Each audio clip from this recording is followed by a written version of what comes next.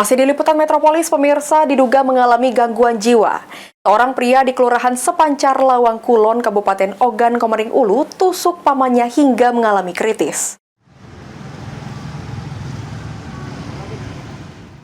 Warga Kelurahan Sepancar, Lawang Kulon dikejutkan dengan aksi penusukan yang dilakukan seorang pria diduga mengalami gangguan jiwa terhadap pamannya sendiri.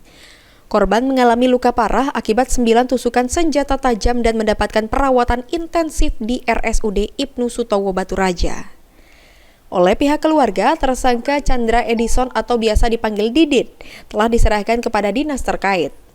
Kejadian ini sendiri membuat warga sekitar resah. Beberapa warga menyebut bahwa Didit sebelumnya sempat menunjukkan perilaku tidak wajar. Merupakan pihak keluarga yang mana ini mamangnya sendiri yang ditusuk oleh keluarganya sendiri. Yang pasti dengan kejadian ini ya tentunya kita harus akan bersama-sama untuk melaporkan pada dinas terkait, mohon bantuan dari dinas sosial Kabupaten Ogan Komering Ulu untuk membantu dari pihak pelaku tadi yang mengalami mungkin gangguan jiwa. Bebalah pokoknya pakai senjata tajam. Jadi ada penusukan. 9 tusukan di tengkuk.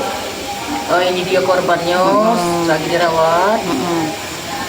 Nah, jadi aku minta tolong dengan pemerintah Okuni, anak tuh segera ditangkap, diamankan biar tidak terjadi lagi pada korban yang lain.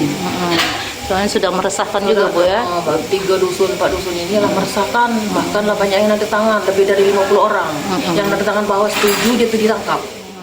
Warga berharap pihak berwenang dan dinas sosial mengambil langkah yang cepat terhadap pelaku, termasuk kemungkinan penanganan medis khusus. Warga juga berharap kejadian serupa tidak terulang di masa depan. Ari Pranika, PAL TV.